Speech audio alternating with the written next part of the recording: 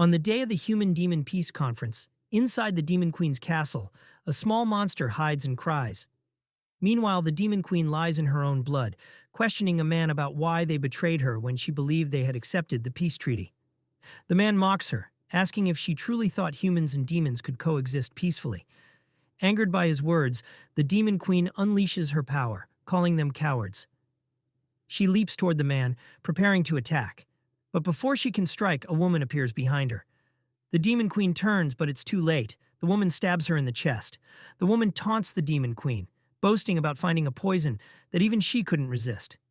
As the poison takes effect, the Demon Queen coughs up blood. The woman insults her further, calling her disgusting, and slashes at her repeatedly when the Demon Queen grabs her dress. The small monster watches in horror, crying out. The man stops the woman, reminding her that the Demon Queen is immortal, so physical pain won't work. Instead, they must make her experience a pain that will break her soul. The man turns to his followers, telling them it's time to let out the darkness they've been holding back during their long journey. Hearing this, the small monster is horrified and realizes he must save the Demon Queen. The Demon Queen, noticing the monster crying nearby, smiles faintly. She calls him Archive and tells him to run. But before Archive can act, one of the men grabs the Demon Queen. Another man, smirking, pulls out a small knife. The man taunts the Demon Queen, saying she's just like any other woman now that the poison has made her powerless. He rips off her clothes and forces her to the ground, yelling that she can't move and that they can do whatever they want to her. As her body is exposed, the man mocks her further, saying that her once fearsome presence is now reduced to nothing. Grabbing her hair, he cruelly declares they will violate her until she's completely broken. Despite her screams and protests, they proceed to assault her while she cries out in terror. Archive, witnessing the horrors unfold, recalls how the Demon Queen had always protected and cared for him. Fueled by rage and sorrow, he jumps at the woman and touches her stomach, casting a spell. The woman is caught off guard and stunned by what he does. Once the spell is complete, Archive collapses to the ground, utterly drained. Enraged, the woman cuts off his head while screaming at him to stay out of her way. The Demon Queen, still being assaulted, is horrified when she sees Archive's severed head rolling on the ground. Overwhelmed by grief, she struggles to reach for him. But the man stops her by cutting off her hand, forcing her back to the ground. He mocks her, saying the death of Archive has broken her spirit. Raising his sword, the man declares that she will spend eternity in purgatory, writhing in pain. He stabs her furiously as Archive's lifeless eyes close. The man laughs in triumph, reveling in their victory. The woman, looking at Archive's headless body, calls him filth. But she suddenly feels something strange in her stomach. Confused, she decides to ignore it when the man announces that it's time to begin the sealing ceremony. After the Demon Queen is sealed away, time passes. Lysalot and Sword, two of the 8 heroes, are expecting a child. They remain unaware that something inside the baby is changing due to a blood parasite. The parasite, known for invading nests and replacing other species' eggs with its own, has taken over Lysalot's unborn child. It devours the baby's soul and replaces it with another, a forbidden demon technique called blood parasitism. 6 years later, Lysalot smiles at her son, calling him Elixir. The boy stares back with bright eyes and calls her mother. However, deep inside, he knows the truth. This child is Archive, who used the forbidden spell to switch souls with Lysalot's baby moments before his death. Reborn as a human, he now lives as the son of his greatest enemy, the woman who humiliated the Demon Queen. For Archive, nothing mattered more in the world than the Demon Queen. He had never known parents, or even fully understood what he was. From the moment he hatched, his kind abandoned him, deeming him too weak to survive. Left to fend for himself, he scraped by on human leftovers. It was during this miserable time that he met her, the Demon Queen. One day, she confronted a group of humans who had cornered him. With her piercing glare, she struck fear into their hearts, causing them to flee in terror. She then turned to him, asking what was wrong. She remarked that she had never seen a demon as weak as him. Curious, she grabbed him gently to examine his face. When he tried to speak but failed, she realized he was mute and thought of it as an inconvenience. Patting his head, she offered to take him off the streets and care for him. Until that moment, Archive believed he was a nameless, worthless creature, but the Demon Queen saved him without a second thought. Not long after, Archive was sitting on a sofa reading a book. The Demon Queen approached and asked if he enjoyed reading. He nodded shyly. After pausing to think, she clapped her hands and suggested they name him Archive. Confused, he tilted his head, prompting her to explain. She told him that an archive was a place where books and documents were kept, making it a fitting name for someone who clearly loved books as much as he did. When he timidly agreed, she declared playfully that Archive was now his name. Overjoyed, he cheered in excitement. Months later, she asked him if he had ever wondered why she brought him to her castle. Smiling, she teased that it was on a whim. Archive gave her a serious look, which made her laugh nervously. She then admitted the truth. She explained that, as he could see, she had no family. Since her birth, she had lived alone in that castle. She believed herself to be an embodiment of evil, something that had simply appeared there. Unlike other demons or humans, she had no parents or siblings. She shared that while her body resembled a human's, she could neither bear children nor create a family, no matter how much she desired it. It was, she believed, the unchangeable fate of being the Demon Queen. Hearing this, Archive moved closer and placed his small hand on hers. Her expression softened as she smiled warmly at him. Pulling him into a hug, she asked if he would be willing to be her family. Lieselot then asks him what's wrong. He smiles and tells her it's nothing, but deep down, he knows the truth. The woman standing before him is Lieselot Alexiel, his human mother, and the one who disgraced his Demon Queen. He glares at her with intense anger, silently vowing to destroy all 8 heroes, including her. He knows that hidden within their bodies are crystals, fragments of the Demon Queen sealed away. He feels an overwhelming need to kill these heroes, convinced that it's the only way to save his precious Demon Queen. As he reaches into a basket and pulls out a large sandwich, he reflects on the power he's gained since his rebirth. Meanwhile, Lieselot scolds him gently, urging him to eat. In response, he uses his demon eyes on her, a special power he possesses. She immediately apologizes and quickly adjusts her statement, saying he really needs to eat meat. He's aware that his power is still developing. Its effects noticeably weaker when he's near the 8 heroes. However, he notices that Lieselot is strangely sensitive to his demon eyes. He wonders if this is because she is his mother, Lieselot Alexiel. After 6 years as a human, Archive has learned a key truth about humanity. Their true vulnerability lies in their family. Lieselot's defenselessness is clear to him. He realizes he could easily take her life. Archive knew he could achieve his goal with a simple command, forcing her to end her own life. However, there was one significant obstacle: Sword Alexiel, one of the 8 heroes and a formidable warrior who also happened to be his father.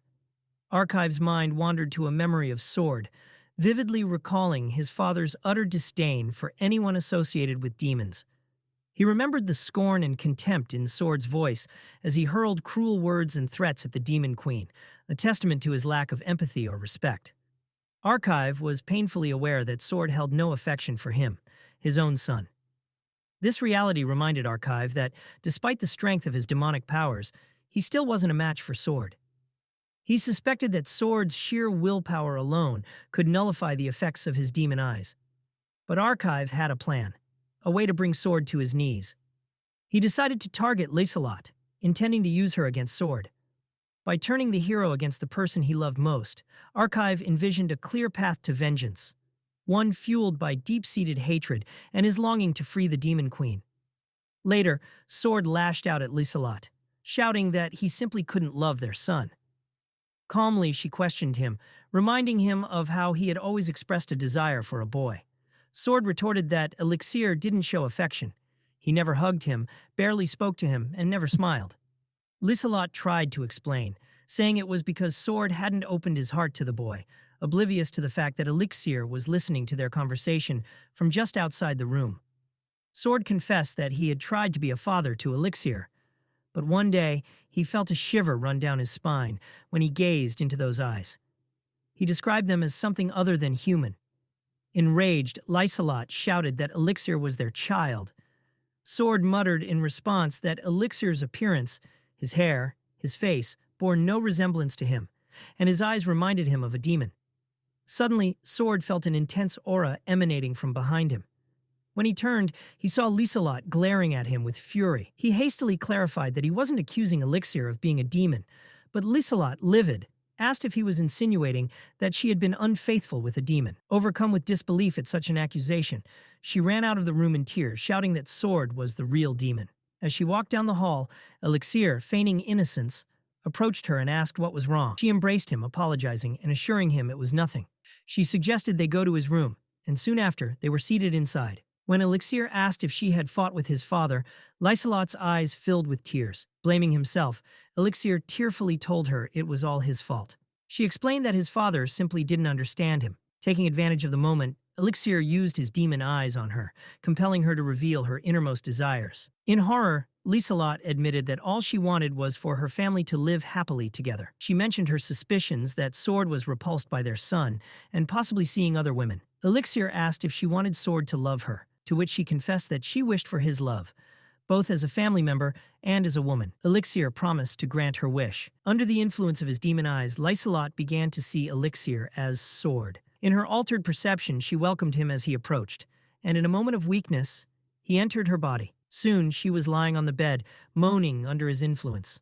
Elixir coldly observed her behavior, concluding once more that humans were truly vile creatures. Using his demon eyes, Archive successfully cast a mind illusion that made Liselot see him as Sword. While pleased with the effectiveness of the illusion, he was aware that such control couldn't be sustained indefinitely. He contemplated how to ensure the real Sword would appear in Liselot's eyes the way he desired. Swearing to himself, Archive vowed to turn Sword into a demon. Later, as Archive slept peacefully in his bed, Sword entered the room with a sharp dagger, prepared to strike. Just as he raised the dagger to stab, Liselot leaped from the shadows, blocking Sword's attack with her sword. She furiously called Sword a vile demon and demanded to know how he dared to harm her beloved child. Sword, shouting, accused Elixir of manipulating her, but Liselot cut him off, telling him to be quiet before swiftly attacking. Sword barely managed to block her strike, insisting that the boy was not their child. Ignoring him, Liselot declared him a filthy demon and ordered Elixir to run. Elixir obeyed, leaving the scene with a satisfied smile. Once outside, under the light of the full moon, Elixir laughed maniacally, reveling in the chaos he had caused. He mocked humanity, calling them disgraceful and weak for having managed to wipe out demons. Raising his arms to the sky, he asked the Demon Queen if she was watching, promising her that their revenge was unfolding. He reflected on his previous life, when he had been powerless, and marveled at how far he had come in achieving part of their vengeance. Just then, Sword, battered and covered in slashes, confronted him. Sword announced that he now understood everything. Archive, smiling, remarked that he hadn't expected Sword to survive, thinking someone else might have taken his place. Sword, yelling in rage, told Archive not to be arrogant and revealed that he had put Liselot to sleep. Accusing Archive of being a demon, Sword demanded to know what he had done to his son. Archive coldly replied that he had consumed Elixir, mockingly describing the child as delicious. Enraged, Sword launched his axe toward Archive's head. But Archive, with a sweet yet mocking tone, called him father and questioned if he could really kill him. Sword froze, the axe stopping just short of Archive's head. Hearing that word, father, triggered a memory of a time when someone had asked him if he was okay working so much while his wife was pregnant. Sword had replied that he needed to earn money for the baby's arrival. The man had pointed out Sword's past as a skilled warrior and questioned why he was working in a coal mine in a miserable village. Sword had explained it was because Liselot wanted a normal life. Besides, Sword admitted, he had never imagined becoming a father and was determined to do his best. Suddenly, blood splattered everywhere. Sword looked down, stunned to see a blade piercing his chest. Turning, he saw Liselot, her face filled with fury, declaring that Elixir was her son. Sword collapsed to the ground, slowly closing his eyes as life left him. Archive raised his hand, thinking to himself that this was only the beginning. With a snap of his fingers, he returned Liselot's soul to her body. She awoke to the horrifying sight of Sword lying dead in a pool of his own blood. Shaken, she crouched beside him, asking what had happened and why Sword was there. Archive coldly explained that Sword had been right. Liselot Alexiol, the hero, had been manipulated by his demon eyes and had killed her own husband, mistaking him for a demon. Horrified, she looked at her blood-stained hands, screaming and crying in despair. Archive then revealed that he was not her son but Archive, the vile demon she had once killed. Liselot, overwhelmed with anguish, covered her ears, crying out in pain. Archive mocked her, asking how it felt to be manipulated and humiliated. He sneeringly referred to her as the mighty hero and savior of the world, taunting her to tell him how it felt. Unable to bear the weight of her actions, Lysalot grabbed her bloodied sword. Archive anticipated what would happen next, curious to see how strong the human family bond truly was. As he debated whether to stop her with his demon eyes, Lysalot made her decision. She slashed her own neck, choosing to die. Stunned by her choice, Archive approached her lifeless body. He reminded her, almost mockingly, that she had killed her husband and allowed her child to be devoured. Touching her face, he mused that her spirit had been too weak to endure the truth. As he released her, he teasingly called her mother and told her not to cry. But then, Lysalot, in her final moments, reached out to touch his face. She softly reassured him, saying it was okay, and calling him her lovely child. Her words startled Archive, making him bite his lip. Even as he felt a fleeting pang of emotion, his hatred for humanity surged. He remembered asking Lysalot about a certain place, and she had explained that it was her family's grave. She had shared that demons had slaughtered her family, and that she had been the only survivor. Had her father not saved her, she too would have ended up in that grave. Standing before the tombstone, Archive watches as Lysalot kneels, apologizing to her mother for arriving late. With a tearful smile, Lysalot shares that she has something important to tell her. Lifting Archive into her arms, she emotionally declares that her daughter now has a family of her own. She announces that the era of fighting and vengeance is finally over. From now on, she vows to live for her husband and child, pleading with her parents to watch over them from the afterlife. This heartfelt moment strikes Archive, making him realize that it was the demons, his kind, who had stolen such happiness from humanity in the first place. Turning to him with tear-filled eyes, Lysalot promises that she will always protect him and assures him there's no need to be afraid. She sweetly calls his name one last time before closing her eyes, her life slipping away. Archive stares at her lifeless body, his own eyes brimming with tears that begin streaming down his cheeks. Confused by this unfamiliar sensation, he wonders what these tears mean. In that moment, he recalls the demon queen once asking him if he could be her family. But the thought is fleeting. His gaze returns to Lysalot's motionless form, and after a moment of silence, his expression twists in anger. Clenching his teeth, he demands to know if this is some kind of cruel joke. Grabbing a sword, he furiously stabs Lysalot's body repeatedly, shouting that someone like her could never replace the demon queen. His rage subsides into cold calculation as he reflects on what just transpired. To him, family and emotions are nothing but the weaknesses of humanity. Reaching for the crystal, he extracts it from her body. The act fills him with newfound clarity and resolve. Now that he possesses this power, he fully understands its significance. Determined, he vows to use it to the fullest extent in his quest for revenge and to rescue the demon queen. Turning his attention to the world of heroes, he silently promises them they will face his wrath. 14 years later, at the entrance of a massive castle, a knock echoes through the grand doors. A guard approaches, asking who is there. The reply comes calmly. He is the individual summoned to serve as a teacher. The guard requests to examine his summon letter. Sliding it through the gap, the figure waits as the guard inspects the document. Upon recognizing the seal, the guard's demeanor changes instantly. He apologizes for his earlier rudeness, explaining he hadn't expected the son of a hero to arrive in such a capacity. With respect, the guard addresses him as Lord Elixir Alexiol and welcomes him inside the academy. The Royal Hero Academy is a prestigious institution designed to train young talents with the potential to become heroes. The academy boasts an elite roster of students, many of whom are the children of renowned heroes, excelling in various skills and disciplines. As Elixir arrives at the academy, a woman rushes over, catching her breath, and greets him warmly. Introducing herself as Lick Weissman, she explains that the principal had sent her to welcome him at the gate, but apologizes for being late, mentioning she had been stopped by a student along the way. Elixir listens quietly, causing her to grow flustered and apologize again. However, he reassures her that it's no issue and expresses his gratitude for her welcome. Trying to regain composure, she shyly offers to take responsibility for showing him around the academy. He smiles awkwardly, thanking her for the kind gesture. It had taken Elixir 14 long years to reach this point and secure a teaching position at the academy. After killing Sword and Lysalot, he had used his demon eyes to manipulate the villagers into disposing of their bodies. To the outside world, the story was spun that the hero couple had left their only son in the care of a trusted acquaintance before mysteriously disappearing. Following this, Elixir used his demon eyes to infiltrate a noble family, securing an adoption that ensured he lived a life of comfort and privilege. During his time with the nobles, he adapted to high society,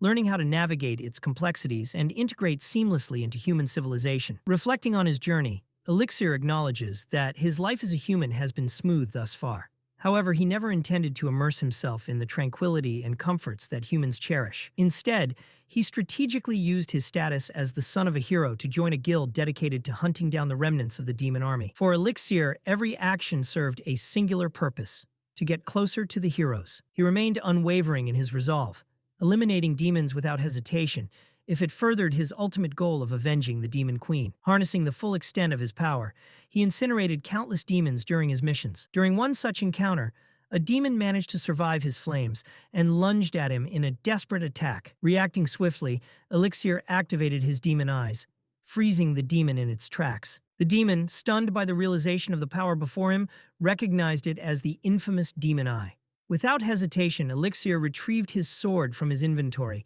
gripped it tightly, and approached the immobilized demon. In one decisive strike, he cut the demon in half. The demon, realizing Elixir's true nature as one of their own, gasped in disbelief, asking why he would betray his kind. Before Elixir could respond, the demon's body collapsed into pieces, leaving him to witness the carnage around him.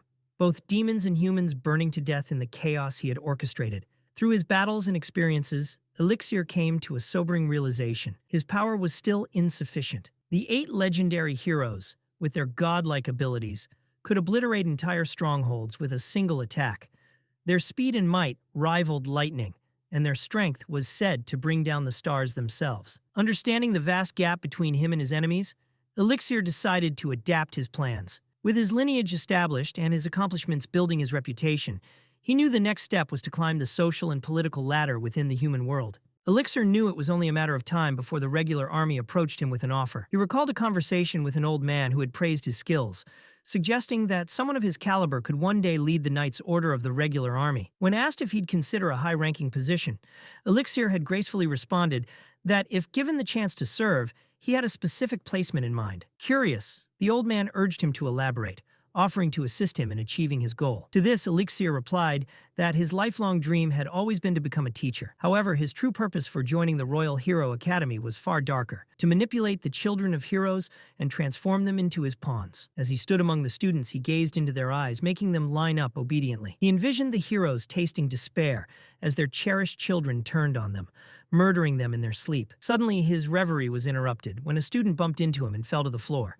Helping her up, he immediately sensed an extraordinary power radiating from within her. The brilliance of it surprised him, as it reminded him of the man who had humiliated the Demon Queen in the past. The girl thanked him shyly before hurrying away. Intrigued, he turned to Lick and asked about her identity. Lick explained that she was Idly Retbon, the daughter of Lord Flugel Retbon, a legendary hero. Later in the classroom, Elixir began his lecture by addressing a common misconception about alchemy. Many regarded it as merely an offshoot of magic, but he dismissed this notion as fundamentally incorrect. His eyes drifted to Idly, who was listening intently, and he reflected on her background. Idly was the only child of Flugel Retbon, the revered holy knight who had sealed the Demon Queen. Skilled in martial and literary arts, she also possessed enchanting eyes and a strong moral character, traits her father deeply admired. Yet, despite her remarkable qualities, Elixir noted something peculiar. Idly seemed isolated and friendless, a characteristic he attributed to her intelligence. His thoughts were abruptly interrupted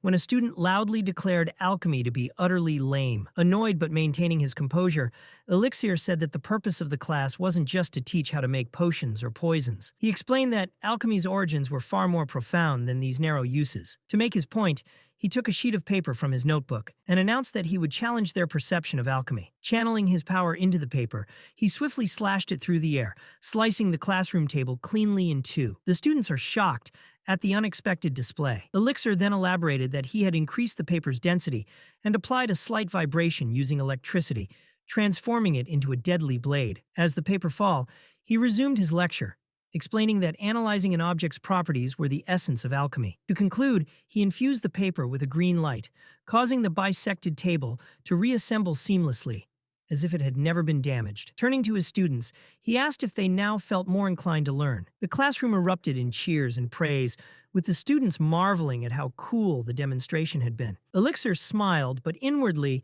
he dismissed their enthusiasm, viewing them as nothing more than insignificant pawns in his grand plan. Elixir couldn't help but question the future of humanity's heroes when the students expressed amazement at such a basic demonstration of power. His gaze shifted to Idly, wondering if a true hero's child could be so easily impressed. But her enthusiastic applause made him reconsider his initial judgment. However, not everyone was impressed. A skeptical student challenged the demonstration, dismissing slicing a podium with paper as unimpressive.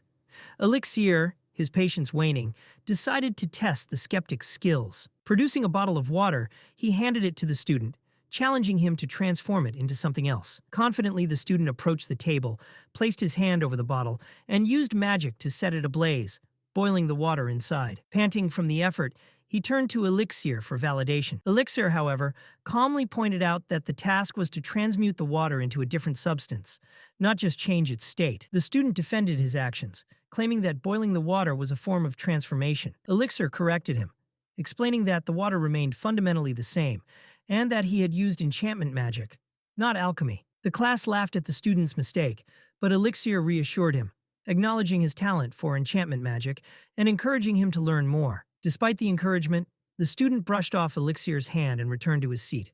Turning to the rest of the class, Elixir invited anyone who thought they could do better to step forward. He challenged them, mocking their earlier laughter, but no one dared to try. This reaffirmed his belief in how easily humans could be intimidated. Recognizing the importance of proving his talent, maintaining authority, and keeping a respectful distance, Elixir called upon Idly to demonstrate. She hesitated, clearly nervous, but he insisted, complimenting her as an excellent student. Feeling the pressure, she shyly walked forward. Calming herself, she used her restoration power on the bottle. To Elixir's surprise, her spell mirrored the techniques of high-level alchemists. As she worked, her expression changed, and he sensed something unusual.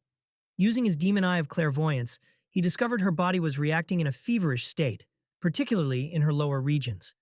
This puzzled him, but he speculated it could be a hereditary mana abnormality tied to her superior genetics. Idly finished the spell and stepped back, catching her breath. Elixir examined the bottle, holding it up to the sunlight. The liquid inside glowed green. Pouring it onto the table, he watched as plants rapidly grew, entwining the surface. A student exclaimed in amazement, noting that the wood podium seemed to have healed. Another student asked if Idly had transformed the water into a healing potion. Elixir realized it wasn't a healing potion, but a growth potion, something that usually required 3 days for even skilled alchemists to create. This confirmed Idly's extraordinary talent, and he silently contemplated how to use her abilities to his advantage. Later, Lick approached Elixir, praising his impressive first class. Thanking her with a smile, he casually brought up a question about focused lessons for outstanding students. Lick explained that special lessons were reserved for top students, taught by exceptional teachers chosen through a selection process. Elixir expressed his interest in teaching Idly Retbon, praising her potential to become a pioneer in alchemy. Lick explained that the selection meeting involved teachers showcasing their skills, after which students chose their mentors. As she elaborated, Elixir noticed Idly speaking with another teacher. Lick informed him that Idly's father had recommended her to study under Vicious Vangal, following their family's policy. She believed Idly would adhere to her father's wishes. Elixir, however, simply smiled, unfazed by the news. Later, in the backyard, Idly observed other students chatting happily. Noticing her, they turned to greet her, but she quickly tried to leave. Suddenly, a voice called out, asking if her condition was the reason she preferred being alone. Startled, she turned to see Elixir sitting on a bench, reading peacefully. Surprised by his comment, she hesitated, but he invited her to chat while eating. A moment later, they sat awkwardly together. Idly peeked at him, and he noticed, prompting her to say it was nothing. She commented that the sandwich he was eating looked delicious. Elixir took a bite and replied nonchalantly. She then asked if his wife had prepared it for him, adding that it was nice. To her surprise, he revealed he was single. Flustered, she asked if he had made it himself, and he confirmed with a simple yes. Awkwardly, she struggled to continue the conversation, but Elixir broke the silence by offering her a sandwich. He told her to take whichever one she wanted, leaving her momentarily speechless. Idly reached out to grab a sandwich as Elixir had offered, but just as her hand neared the one she wanted, he swiftly snatched it and devoured it, chewing like a ravenous animal. Between bites, he declared that children should eat more meat, leaving Idly confused. She remembered his earlier offer to take whichever sandwich she liked, but bit into her choice anyway. To her surprise, the taste shocked her, and she complimented its deliciousness. However, Elixir's next comment froze her in place. He casually asked if her arousal had settled, Shocking her further, Elixir leaned closer, stating that he was surprised a student would enter such a state in front of everyone. Embarrassed, idly pulled at her skirt and shyly asked how he knew. He smirked, explaining that as a teacher he knew where to look, but admitted he had been concerned she might lose control in class. Idly, overcome with embarrassment, closed her eyes and avoided his gaze. Elixir continued, pointing out that her condition was due to an abnormality in her mana. He explained that her exceptional mana caused her to become sexually excited when using magic, a condition he believed was incurable. Horrified, idly panicked and begged him not to tell anyone about her condition. Elixir leaned closer, placing his hand near her, and posed a question. What if he could conquer her condition? What would she be willing to do? Idly gulped, recalling his earlier statement about a cure being impossible. Tearfully, she confessed that she had tried to manage the condition herself numerous times. She was skeptical, however, of how a teacher she had just met could offer help. Elixir told her seriously that if she wanted his help, she would need to choose him at the upcoming selection meeting. He warned that her father's recommended professor, Vishas Vangel, would likely report her condition to her father if it was discovered. Desperate, idly pleaded with Elixir to ensure that didn't happen. Reaching out, he gently wiped her tears and assured her that he could help alleviate her suffering. He then walked away, leaving her stunned but hopeful, instructing her to choose him as her mentor. Later, at the arena, the selection meeting began. Teachers displayed their skills, hoping to be chosen by the top students for specialized mentorship. The best students were seated, and a prominent woman remarked on the decline in talent that year. A shorter man blamed the post-war peace for the lack of exceptional students, although he was proud of the talent they had gathered. The woman reviewed the file of Idly Retbon. She noted that Idly already had a teacher recommendation. At that moment, Vishas demonstrated his skill with an impressive firestorm, introducing himself as a magic swordsman. The man acknowledged Vishas' high status and talent, agreeing he was more than qualified. He also mentioned that Frugal, a significant academy donor, had specifically recommended Vishas for Idly. The woman then turned her attention to Elixir Alexial, who threw a potion into the air, demonstrating his alchemical expertise. The man explained that Elixir was a new alchemy professor and the son of retired heroes. The woman admitted his lineage and record were impressive, but remarked that alchemy seemed an unsuitable subject for a hero's daughter. The man agreed, stating that Vishas' background made him a better mentor for Idly. Meanwhile, Vishas approached Elixir, commenting that the selection process seemed like a waste of time and tradition. He suggested they could have simply allowed the students to submit their top 3 choices instead of hosting this elaborate event. Elixir, focused on the stage where Idly was seated, agreed with Vishas' sentiment. As the ceremony continued, Lick prompted Idly to announce her choice. Nervous and sweating, Idly stood and hesitated. Finally, she timidly declared her decision. She had chosen Elixir Alexial. The announcement shocked Vishas, who immediately protested, claiming it was impossible. He reminded Idly of their prior agreement, but she shyly avoided his gaze, leaving him frustrated. Turning to the headmistress, Vishas argued that he was recommended by Frugal, one of the 8 heroes, and questioned if the Academy would disregard such an endorsement. The short man agreed, suggesting that the Academy would benefit more from appointing Vishas as Idly's mentor. The headmistress acknowledged their concerns and the potential repercussions Idly might face from her father. Elixir, observing the discussion, recalled that the Academy's principal was supposed to prioritize the students' choices. Frustrated, he considered using his demon eye but held back when the headmistress proposed a solution. With a smile, she suggested a duel between the 2 teachers to determine who would mentor Idly. Vishas, surprised, asked if she was serious. The headmistress enthusiastically confirmed, declaring that the victor of the duel would become Idly's teacher. After a brief pause, Elixir stepped forward and, with a confident smile, agreed to the duel. Vishas glared at Elixir with anger, but Elixir remained calm and composed. The headmistress addressed them both, reminding them that during their duel, all high-class spells and any techniques with extreme lethality were strictly forbidden. She also emphasized that, as teachers, they should demonstrate restraint and common sense. The short man, visibly anxious, interjected, questioning whether the Board of Education might disapprove of such a duel during the Academy's traditional selection meeting. The headmistress dismissed his concerns, asserting that the duel would serve as a valuable lesson for the students, allowing them to witness their teacher's abilities firsthand. Elixir considered the duel advantageous for him, but he refrained from using his demon eyes since the headmistress was carefully observing him. Suddenly, Vishas addressed Elixir by his full name, commenting on his reputation as the son of a renowned hero couple. Vishas then inquired about Elixir's military experience, noting his youthful appearance. Elixir replied that he had been part of the Demon Army Remnant Subjugation Guild for a time. Vicious, smirking arrogantly, responded that he had fought in the Great War. As Vicious unleashed a powerful display of flame magic, he boastfully shared that he had lost count of the demons he had slain. He added that his kill count had already surpassed 1,000 by the time he was 13 years old. Unperturbed, Elixir calmly took out a potion and remarked that he understood, asking Vicious to take it easy on him. Elixir reflected on why he had chosen alchemy as his field of expertise. He acknowledged that alchemy wasn't known for its overwhelming power. Rather, it appeared plain and unimposing to the public. Another reason he favored alchemy was its compatibility with demon eyes. However, since he couldn't use his demon eyes during the duel, he knew he would need to rely on other skills. As Vicious launched his attack, he accused Elixir of relying on cheap tricks, dismissing his methods as typical underhanded tactics of an alchemist. Smirking, Vicious unleashed his Flamelint spell, a blazing attack aimed directly at Elixir. To his surprise,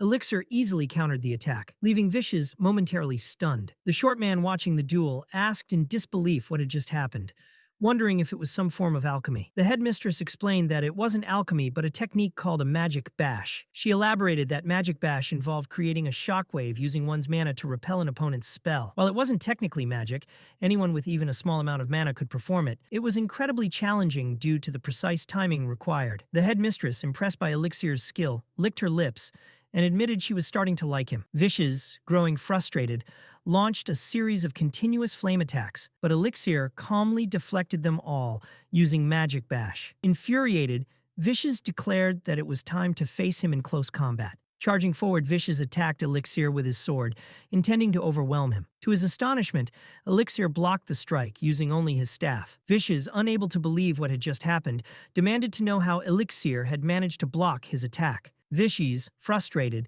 leaped back to put some distance between them and activated a large spell circle, preparing a wide area attack. However, as he attempted to unleash his magic, the circle gradually faded, leaving him stunned and panicked. He demanded to know what was happening and why his flames were dissipating. Elixir calmly planted his staff into the ground and began explaining. He acknowledged that flame magic was highly lethal and an excellent choice for combating multiple foes. However, he pointed out that flames, even when empowered by mana, were still just flames, an attribute easily influenced by environmental factors. Breathing heavily, Vicious glared at Elixir, clearly exhausted. Elixir advised him not to move too much, warning him he might faint from oxygen deprivation. Vicious, incredulous, shouted his disbelief. Elixir explained further, revealing that flames require air to sustain themselves. He described how the fine powder from the bottle he had thrown earlier absorbed oxygen when exposed to heat. Holding up the bottle, Elixir admitted he had enhanced the effect with his mana, but noted it was, in essence, nothing more than baking soda. Vicious dropped his sword in disbelief and asked if Elixir was suggesting he had sabotaged his own attack by heating the powder. Elixir confidently confirmed, asking if Vicious wished to continue the duel. Furious,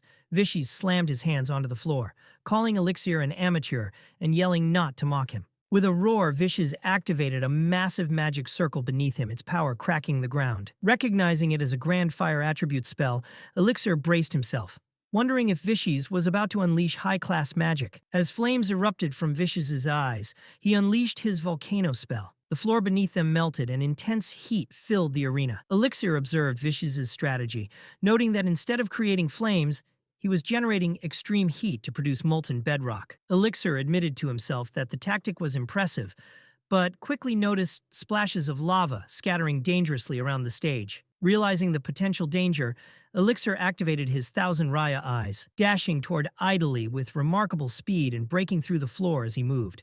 Drawing his sword, Elixir used his demon eyes to analyze and predict the trajectory of every molten splash, allowing him to block them with precision. The Thousand Raya eyes enhanced Elixir's physical abilities and granted him unparalleled foresight, but the power came at a steep cost, placing great strain on his body. Knowing he could only maintain it briefly, Elixir relied on it to reach idly. As the lava surged closer, Elixir shielded her from harm, and a massive explosion shook the stage. When the smoke cleared, Idly opened her eyes to see Elixir standing before her, his sword pointed at Vicious, ready to protect her. Furious, Elixir addressed Vicious, asking once again if he wished to continue the fight. The following day, Elixir sat in his room, sipping tea and reflecting on the events of the duel. He realized it had been a mistake to use his demon eyes in front of the Academy's leadership, especially since he had intended to win in a straightforward manner. Displeased with himself, He poured his tea out the window. Elixir pondered the abilities of the Thousand Raya Eyes, a type of demon eye humans could also use. While certain powers like clairvoyance were acceptable in public, others, like petrification, charm, and fear, were unique to demons and strictly forbidden. He reminded himself that such abilities had to remain hidden. Although the Thousand Raya Eyes fell into a gray area, Elixir worried that the headmistress's interest might have been piqued after witnessing it. Determined to be more cautious, he resolved to keep a low profile from that day forward. A knock sounded at Elixir's door, and he called for the person to enter. Idly stepped inside, apologizing for the intrusion. Elixir greeted her warmly, inviting her to sit down. However, instead of sitting, she bowed deeply and thanked him profusely for saving her the previous day. Elixir brushed off her gratitude, telling her it was unnecessary since he was simply doing his duty. Still idly apologized, blaming herself for the trouble he faced. With a sigh, Elixir approached her and gently reprimanded her for apologizing when she had done nothing wrong. He called her an idiot in a teasing tone and patted her head, but she kept apologizing, prompting him to remind her again not to do so. He assured her that he was just glad she was safe, causing her face to flush red with embarrassment. After she finally sat down, Elixir reviewed her documents. He noted that most of her scores were above average, an impressive record. Setting the documents aside, he asked her directly about her unique condition, referring to how it caused her to become overly stimulated when using magic. The bluntness of his question made her so flustered that she could barely respond. Growing frustrated, Elixir urged her to stop panicking and speak openly, since he already knew about her situation. Eventually, she admitted that the condition had started when she was 8 years old. When asked who else knew about it, she replied that no one did because she found it too embarrassing to tell anyone. Elixir pressed further, asking how she had managed the condition during her magic use. Idly hesitated, gripping her skirt nervously, but he firmly encouraged her to answer honestly. She confessed that she usually endured it until a break or the end of class, then dealt with it in private, often in the restroom. In moments of desperation when no one was looking, she sometimes addressed it discreetly under her desk. Tears streamed down her face as she shared how isolating her condition had been. She lamented that it prevented her from forming friendships, made boys look at her strangely, and caused her to nearly lose control whenever she used magic. She expressed her frustration and despair, saying she was fed up with it and wished for it to end. Moved by her tears, Elixir gently wiped them away, telling her to stop crying. He walked over to his cabinet, assuring her that since she had chosen him, he would teach her how to overcome her condition. From the cabinet, he retrieved a mana crystal ball. Explaining its purpose, he told her that the crystal ball could absorb and store mana, serves as a tool for controlling mana emissions. He emphasized that it could withstand a standard amount of mana, but instructed her to release her mana into it until it shattered. Idly hesitated, fearing she would lose control if she tried. Elixir reminded her that the choice was hers, but added that his interest in her unique condition was purely academic. She was a fascinating specimen. Using his demon eyes, he told her that both of them stood to gain from this. She could learn to conquer her condition, and he could study its intricacies. After some thought, Idly agreed to try. Placing her hands on the crystal ball, she focused on releasing her mana. Elixir observed in awe as an immense volume of mana poured out, noting that she truly was the daughter of heroes. As he analyzed the mana's pure white color, he recognized its significance. Pure white mana could adapt to any magical attribute, but it often transformed during puberty. Elixir considered the implications. Idly might gain mastery over multiple attributes, including rare ones like dark magic. If he trained her carefully and combined her potential with his demon eyes, he realized she could become a powerful ally, capable of helping him take down even formidable opponents like Frugal. As Idly continued the exercise, her initial anxiety gave way to a sense of relief and joy. In this moment, she felt a newfound happiness. Idly hesitantly touched her happiness, concentrating deeply, but soon shouted, saying she couldn't handle it anymore and needed to stop. Seeing her distress, Elixir stepped in, gently taking her hand and telling her that it was enough for now. He raised his hand to get her attention and explained that he was going to give her the next instruction. He firmly told her that she was not to give in to her urges or seek any form of release for 3 full days. She stared at him, stunned and overwhelmed, before asking in disbelief if he truly meant 3 entire days. Panicking, she protested, saying it was already incredibly difficult for her to control herself, and such a demand seemed impossible. However, Elixir remained resolute. He warned her that if she failed to follow his instructions, she could forget about everything they had worked on so far. He also cautioned her against attempting to cheat, assuring her that his demon eyes would detect any deception. Elixir dismissed her objections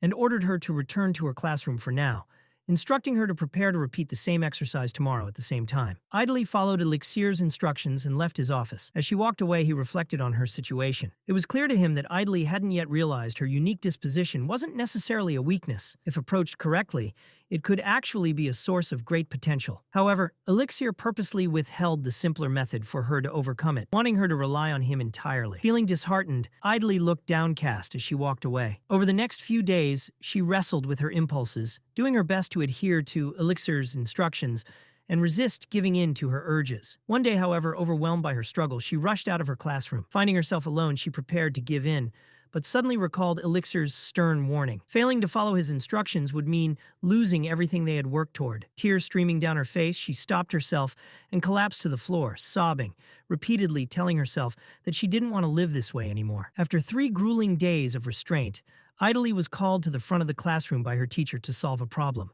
As she tried to stand, her body gave out and she collapsed, causing the teacher to call her name in alarm. While unconscious, Idly had a memory of her childhood. She recalled presenting a potion to her father, Flugel, who patted her head and praised her warmly, telling her she had done a great job. When she regained consciousness, she saw someone and momentarily thought it was her father. Blinking away her tears, she realized it was Elixir, who was kneeling beside her, reassuring her that she was awake and hadn't hurt herself. He instructed her not to move as he checked on her condition. When Idly attempted to speak, he interrupted, gently praising her for her effort over the past 3 days. Embarrassed, she quickly covered her face with a blanket. Elixir poured her a cup of water, instructing her to drink and letting her know they would repeat the process the following day, with the intervals gradually increasing to build her endurance. With a trembling voice, Idly asked if continuing with the regimen would cure her condition. Handing her the water, Elixir replied honestly, while her condition wouldn't be cured, she would learn to manage it and live a normal life with time and practice. He then asked her if she truly wanted to continue, emphasizing that the path ahead would be challenging. When she nodded in agreement,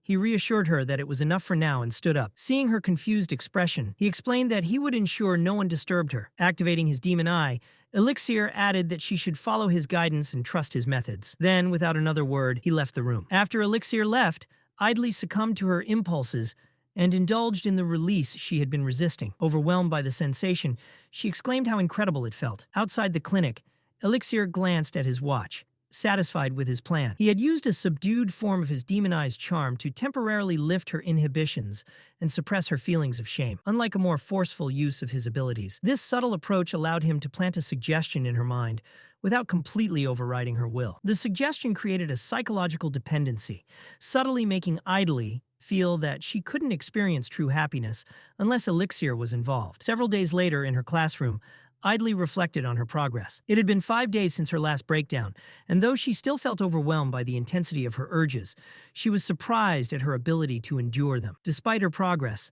the memory of what had happened in the school clinic lingered in her mind. She couldn't help but recall how good it had felt, and found herself wondering if Elixir would allow her to experience that same release again. Later, when she approached Elixir, she begged him for permission. When he consented, she eagerly indulged herself. Over the following days, this routine repeated, each time drawing her closer to Elixir and reinforcing her dependency on him. Her inhibitions gradually diminished, and one day, with no hesitation, Idly directly asked him for his hand. Elixir, aware of her growing attachment, obliged. As she held his hand, she expressed her deep affection for it, pleading for more. Elixir observed the transformation with satisfaction, recognizing how fully Idly, the daughter of the hero, had become entwined in his plan. Smirking, Elixir addressed Frugel in his thoughts, declaring with finality, "Your daughter is mine now."